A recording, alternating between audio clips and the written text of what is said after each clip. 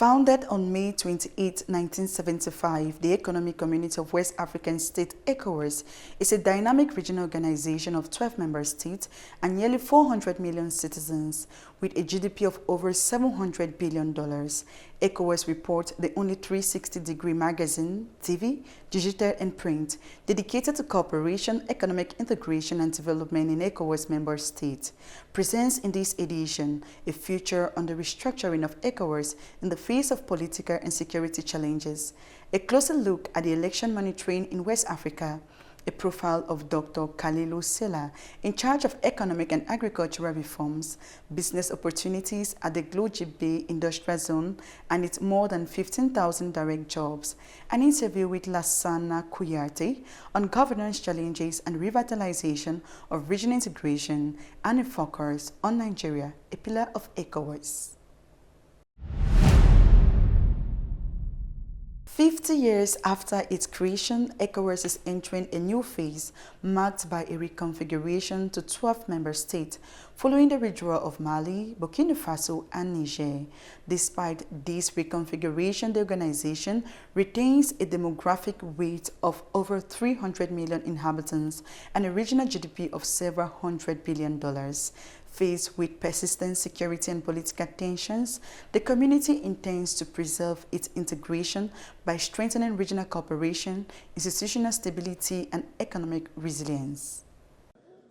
Since 1975, ECOWAS has progressively built a regional architecture centered on free movement, economic cooperation, and crisis management. This foundation has helped establish lasting mechanisms, but the current dynamics require a reassessment of priorities. The organization must now deal with the partially fragmented space and growing demands for tangible results. Today, our region is faced with a complex array of threats: violent extremism, growing insecurity in the Sahel, political instability, economic disparities, and climate vulnerabilities. In moments like these, diplomacy and solidarity must remain our first and strongest line of defense. The recent decision by Mali, Burkina Faso, and Niger to withdraw from ECOWAS is a regrettable development. Yet, even in this, continuous engagement must remain our lodestar. We must respond not with isolation or recrimination, but with understanding, dialogue, and a willingness to listen and to engage. On the economic front, the achievements remain significant. More than 15,000 companies benefit from the trade liberalization scheme. Nearly 50,000 products circulate under tariff advantages, and 201 regional projects have been identified at an estimated cost of 131 billion euros. Energy interconnection now covers 14 countries in the wider West African region. However, intra-community trade remains limited, around 12%, reflecting incomplete integration. This is considerably low compared to the European Union and ASEAN countries. To resolve this, we must continue to address the infrastructure and energy deficit as well as non-tariff barriers. But most significantly, we must address supply-side constraints by raising productivity in our communities and in our economies. To raise productivity, we must be able to attract investment both from within and from outside the region. Our market of 400 million people is a potential magnet to investors. This, once again, underlines the importance of regional integration. On the security front, the organization has demonstrated its capacity for action, particularly in Sierra Leone, Côte d'Ivoire, and the Gambia in 2016. Joint efforts have also led to a notable reduction in maritime piracy, with 0 major incidents recorded in 2024 in certain areas of the Gulf of Guinea. However, ongoing instability in the Sahel and the creation of the Confederation of Sahel States, AES, are reshaping security balances and complicating regional coordination. We must also invest in peace and security. The terrorist menace that constitute a key driver of insecurity in the region knows no borders. This makes security collaboration within the region imperative. In this regard, I would like to salute efforts being deployed by His Excellency President Mahama, President Faure Gnassingbé, President Bassirou Diomaye Faye, and indeed the chair of ECOWAS Authority of Heads of State and Government, His Excellency Bola Ahmed Tinubu, aimed at bringing about reconciliation and fostering collaboration between ECOWAS and the countries that belong to the Alliance for Sahelian State. Following its 50th anniversary celebrated in 2025, ECOWAS is entering a phase of strategic adjustment. The challenge now is to strengthen security in the face of expanding armed groups, raise intra-regional trade above 20%, accelerate the implementation of €131 billion investment program, and preserve free movement gains within an increasingly reconfigured space. Between consolidation and adaptation, the organization's credibility is at stake as it seeks to maintain integration among 12 member states while redefining its relations with the Sahel bloc. In a context marked by regular elections in West Africa, ECOWAS systematically deploys observation missions to secure electoral processes and strengthen the credibility of the polls. Through these mechanisms, the organization pursues a consistent objective to guarantee transparent, peaceful, and recognized elections, both by the population and by political actors, while consolidating trust in democratic institutions. In a regional context marked by repeated political crises and often uncertain transitions, elections appear as a real test of the resilience and strength of states. The presence of electoral observers thus becomes a lever of democratic regulation, aims to prevent tensions, regulate practices, and strengthen credibility of results. As you know, the constitutive document of ECOWAS stipulates that the elections are the best means of holding the government to account. Furthermore, ECOWAS aims to ensure that good governance is based on the credible and transparent elections. In this regard, the ECOWAS protocol requires that the election be organized in a manner that upholds democratic values. Our mission is to observe whether these rules and values are indeed being respected. Si vraiment ces règles, ces valeurs sont respectées. These missions rely on structured mechanisms, sometimes deploying more than 150 observers across the entire territory concerned. Their mandate includes assessing the regularity of the vote, equal access to the media, transparency in voting operations, and compliance with regional standards. In advance, consultations are held with the electoral institutions, constitutional courts, and media regulatory bodies in order to anticipate areas of tensions.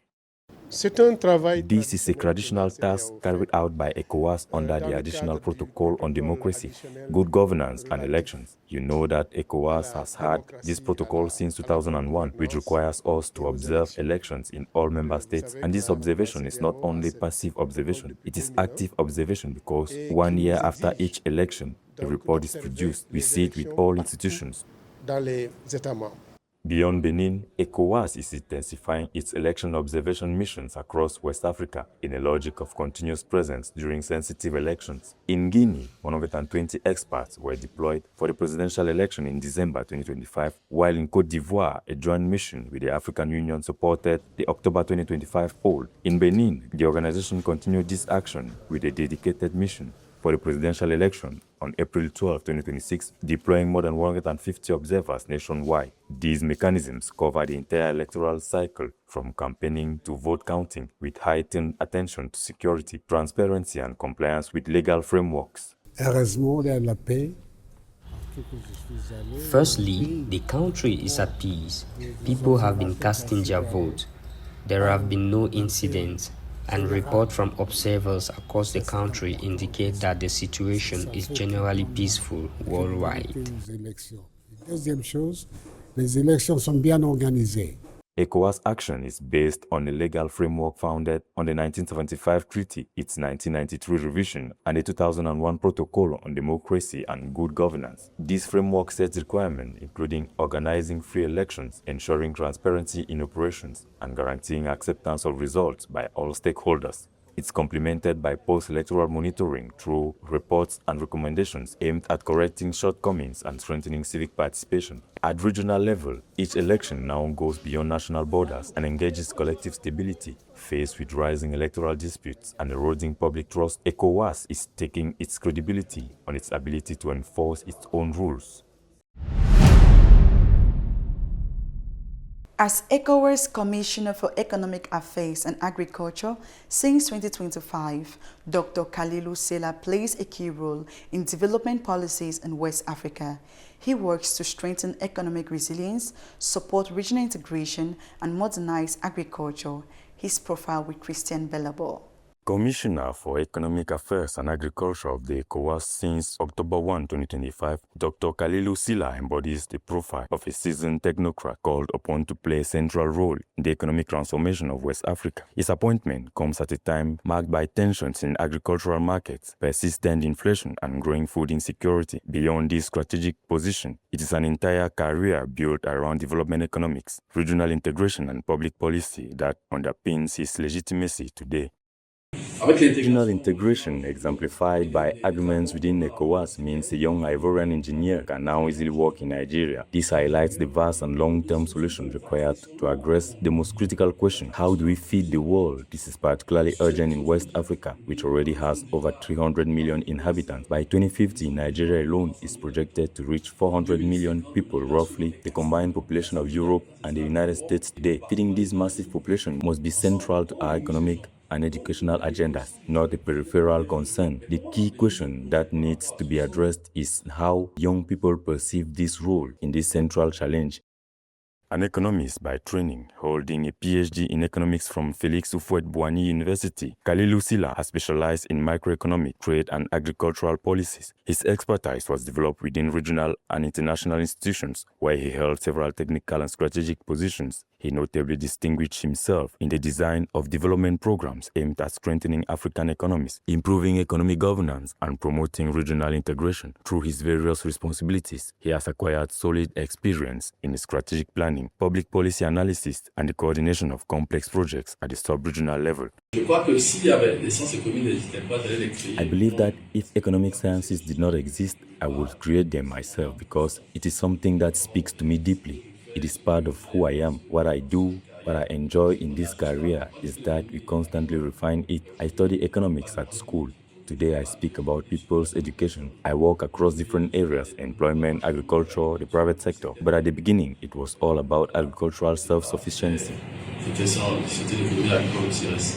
Before his appointment as commissioner, he held key positions within structures linked to economic cooperation in West Africa, notably as Director General of Foreign Trade at the Ministry of Trade and Industry in Côte d'Ivoire, as well as Chief of Staff at the Ministry of African Integration. In these roles, he actively contributed to the implementation of reforms aimed at boosting intra-regional trade and removing barriers from the free movement of goods and people. His work also focused on strengthening the competitiveness of agricultural sector, with particular emphasis on value chains, productivity, and resilience to external shocks. His professional trajectory has enabled him to develop a comprehensive vision of economic challenges at the crossroads of national policy and regional dynamics.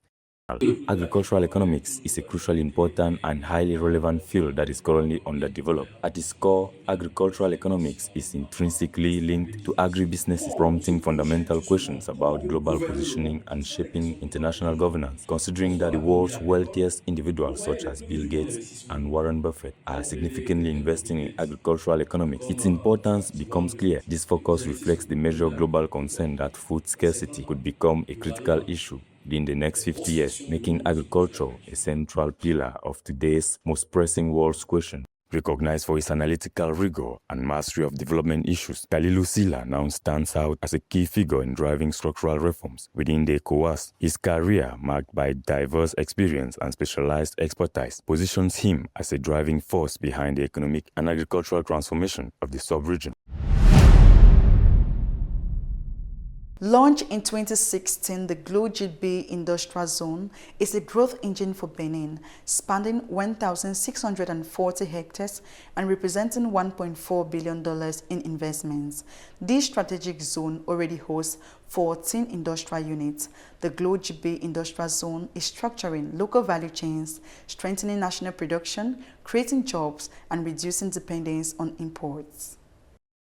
Since 2016, Benin has embarked on a deep economic transformation structured around a strategy based on production, processing, and export. This dynamic is being implemented through the GloGB Industrial Zone, GDIZ, which has become the main driver of this industrial strategy. The site covers 1,640 hectares, including 400 hectares already developed, and brings together an estimated investment volume of $1.4 billion. To date, the zone hosts 14 operational industrial units and has created more than 15,000 direct jobs, with projections reaching 300,000 jobs by 2030. In 2016, Benin saw the election of President Patrice Talon, who believed that our economy needed a radical and structural change. It is in this pursuit of structural transformation that the president envisioned making our economy driven by a number of key sectors. And it is based on this desire to transform our economy that a partner was identified, notably the RISE Group, which established together with the government of the Republic of Benin, CP Benin, the Investment and Industrial Promotion Company of Benin, which is responsible for the development, promotion, and operation of the GLO's Special Economic Zone. This is a zone covering 1,640 hectares, created in February 2020. We began the first infrastructure works in July 2021.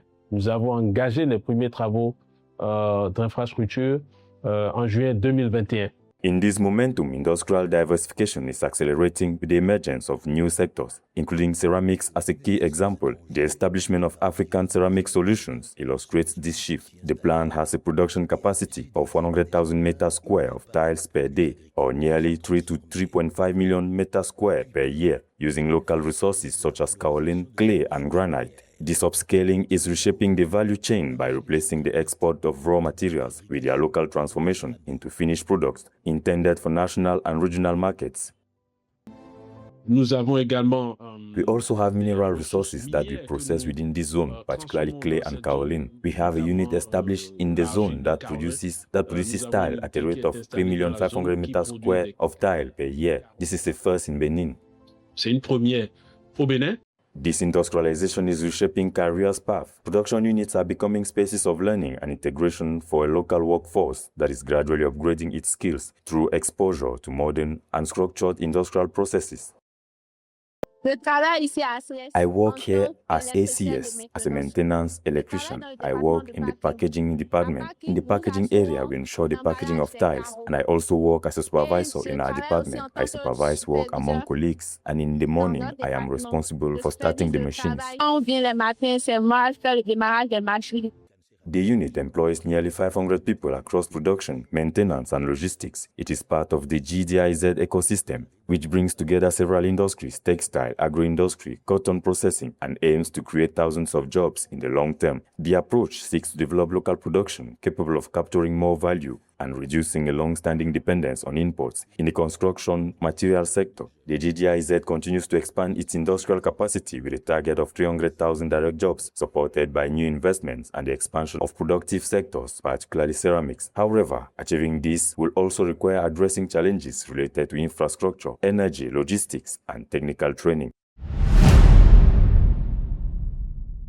Former Executive Secretary of the Economic Community of West African State, Lansana Kouyaté, champions a vision of West African integration based on greater efficiency and coherence in addressing security and political challenges.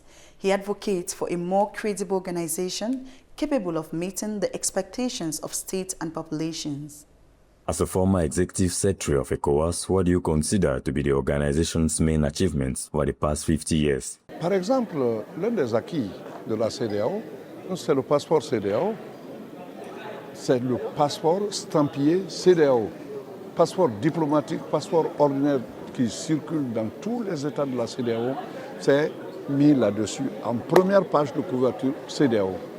Les logos des pays n'apparaissent qu'en 4e page de couverture, vous voyez? Donc la CEDEAO est mise en avant. Il y a ça. Les les cartes d'identité CEDEAO et les certificats de naissance CEDEAO sont aujourd'hui biométriques, c'est-à-dire à partir d'un seul document, vous pouvez lire tout le reste. Il y a la libre circulation des personnes et des biens.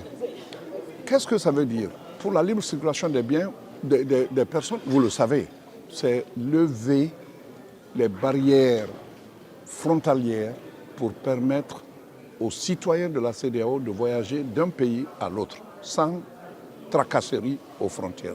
Cela a été fait. Et vous avez le droit d'établissement.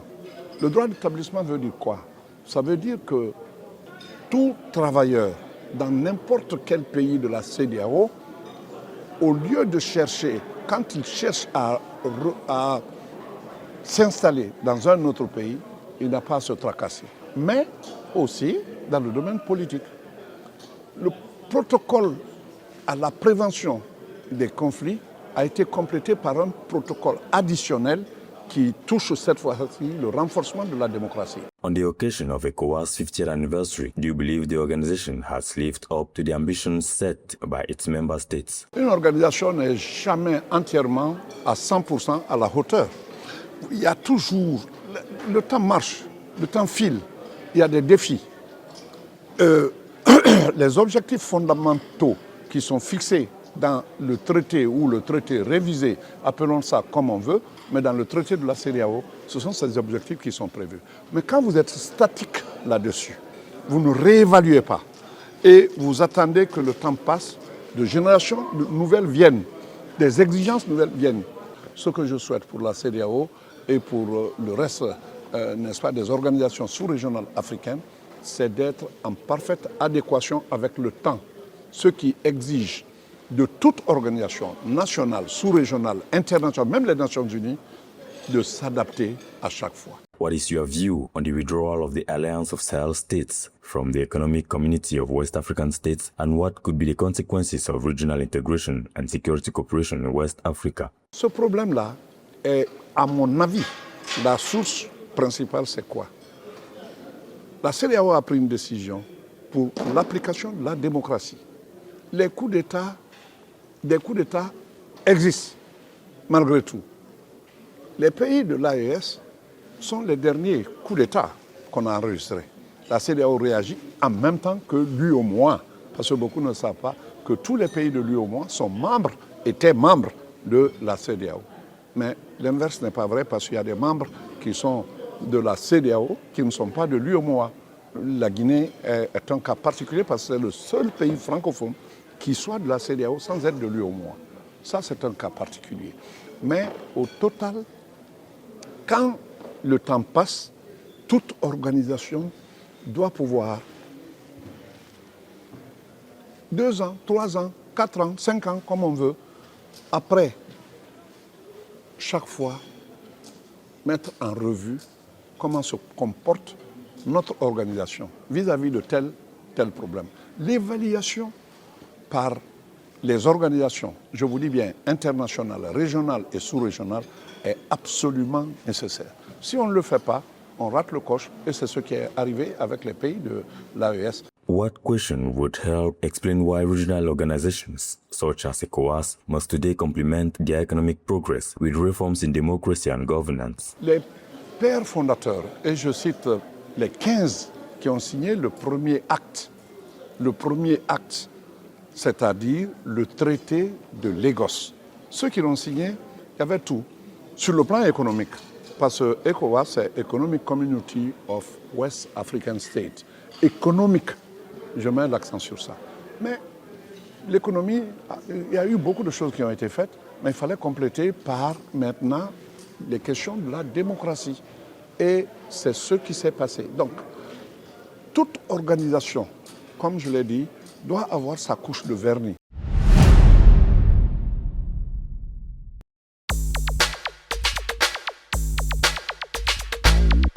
The 6th edition of the Zog Ben International Festival will be held in Dangbo, Benin from July 23 to 26, 2026 under the theme Heritage in Motion. Launched in 2021, this major cultural event is dedicated to promoting Benin's intangible cultural heritage and fostering dialogue with the diaspora. Over 4 days, the festival will offer an immersive experience, blending ancestral traditions with innovation, bringing together artists, local communities, and audiences from several countries, confirming its international scope.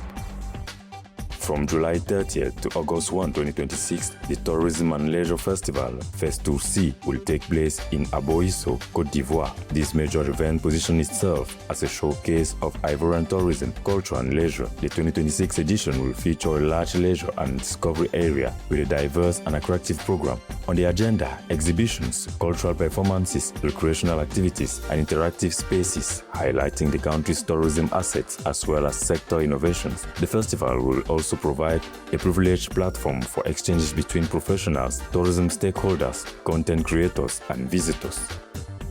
Nigeria will host the Africa Coatings Expo Western Africa Edition from 15 to 17 September 2026 in Lagos. Over 3 days, this major professional event will bring together more than 5,000 visitors, over 75 exhibitors, and participants from more than 80 countries. Integrated into the African Chemicals Expo, Africhem, the Great Fair will showcase innovations, sustainability challenges, and investment opportunities in the paints, inks, and coating sector in West Africa. Through exhibitions, technical conferences, and B2B meetings, it represents a strategic platform for manufacturers, distributors, and investors seeking to position themselves in the fast-growing market. Nigeria, a demographic and economic pillar of ECOWAS, with approximately 230 million inhabitants in 2024. According to the UN, Nigeria stands out as the most populous part in Africa and the continent's largest market. The leading economy in West Africa, it occupies a central position within ECOWAS, where its economic and political weight largely shapes regional balances. However, this leadership is exercised in a context marked by economic pressures and geopolitical realignments in West Africa. Nigeria stands as Africa's most populous nation, with approximately 230 million inhabitants in 2024, according to the World Bank and the United Nations. This massive population makes it the continent's largest consumer market and a key player in Africa's economy. Its GDP is estimated at between $243 and $250 million in 2024, largely driven by hydrocarbons. It only accounts for nearly 35% to 40% of ECOWAS GDP, confirming its central role in the sub-region. Work collectively